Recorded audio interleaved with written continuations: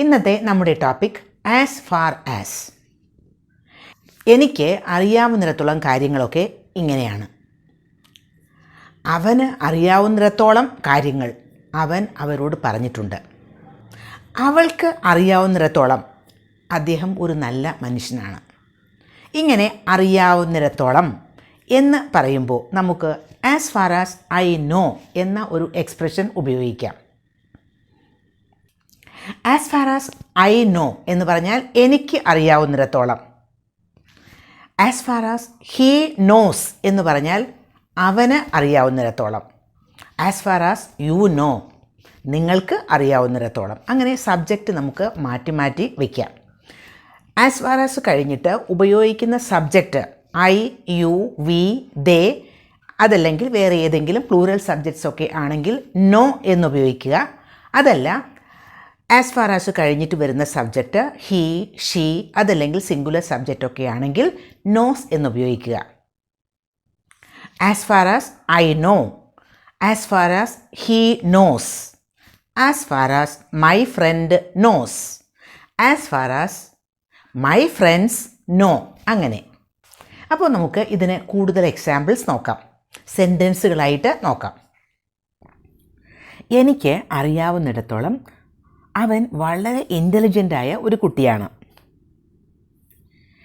As far as I know he's an intelligent boy.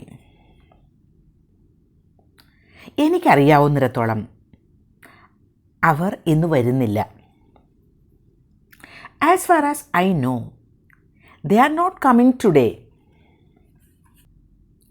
എനിക്കറിയാവുന്നിടത്തോളം തെളിവുകൾ ഒന്നും ഇല്ല.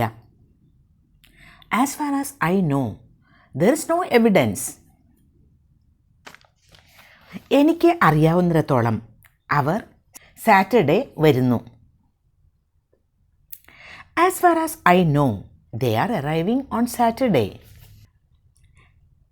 എനിക്ക് അറിയാവുന്നിടത്തോളം പൈസ ഇതുവരെ അക്കൗണ്ടിൽ ക്രെഡിറ്റ് ചെയ്യപ്പെട്ടിട്ടില്ല. As far as I know money hasn't been credited to our account yet. എനിക്കറിയാവുന്നിടത്തോളം ആ കമ്പനി കോസ്മെറ്റിക്സ് ഒക്കെ ഉൽപ്പാദിപ്പിക്കുന്ന വേൾഡ് ഫേമസ് ആയിട്ടുള്ള ഒരു കമ്പനിയാണ്. As far as I know the company is a world famous company which produces cosmetics. അപ്പോൾ as far as I know എന്ന് പറയുമ്പോൾ എനിക്ക് അറിയാവുന്നിടത്തോളം എന്നാണ്. ഇനി as far as I know എന്നതിന് പകരം ഐ റിമെമ്പർ. റിമെമ്പർ എന്നാൽ ഓർക്കുക എന്നല്ലേ. അപ്പോൾ നമുക്ക് ചില കാര്യങ്ങളൊക്കെ കംപ്ലീറ്റ് ആയിട്ട് ഓർമ്മയുണ്ടാവില്ല.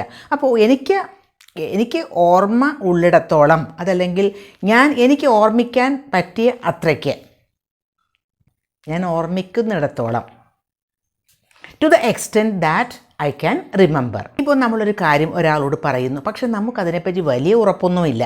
അതുകൊണ്ട് നമ്മൾ വളരെ ഒരു എംഫസൈസ് ചെയ്തിട്ട് പറയുകയാണ്, എനിക്ക് ഓർമ്മിക്കാൻ പറ്റുന്നിടത്തോളം അതാണ്.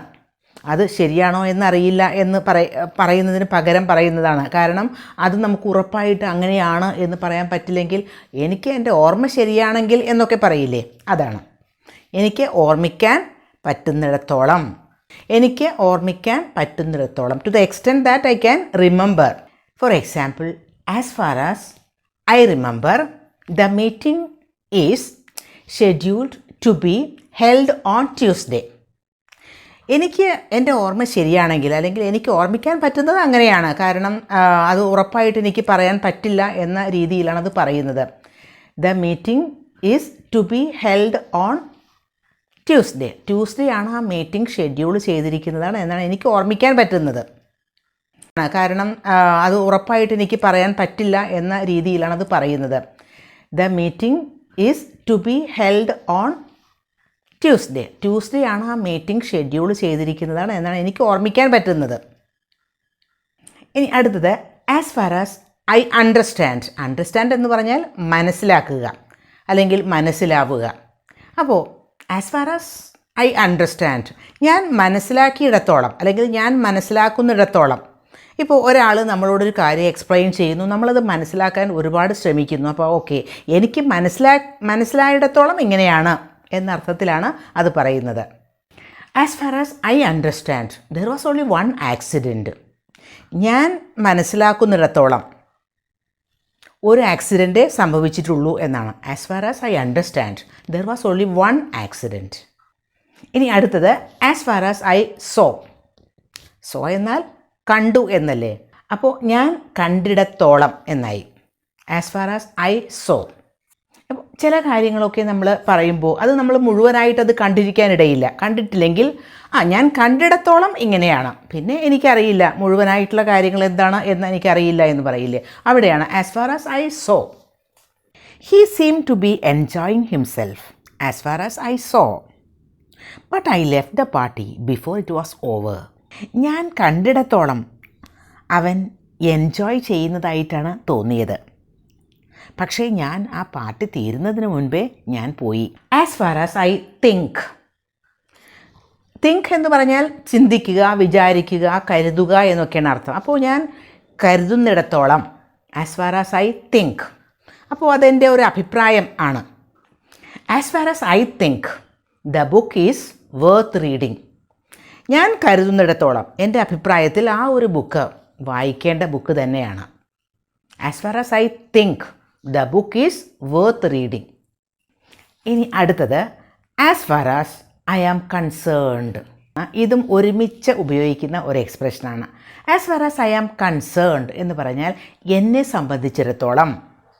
ഇനി ഐ ആം കൺസേൺഡ് എന്നതിന് പകരം ഹീ ഈസ് കൺസേൺഡ് എന്ന് പറയാം, ഷീ ഈസ് കൺസേൺഡ് എന്ന് പറയാം. He is concerned, as far as he is concerned എന്നാണ് പറയുന്നതെങ്കിൽ അവനെ സംബന്ധിച്ചിടത്തോളം. As far as she is concerned അവളെ സംബന്ധിച്ചിടത്തോളം. As far as we are concerned നമ്മളെ സംബന്ധിച്ചിടത്തോളം. As far as they are concerned അവരെ സംബന്ധിച്ചിടത്തോളം. അപ്പോൾ സബ്ജക്റ്റ് മാറ്റി മാറ്റി ഉപയോഗിക്കാം.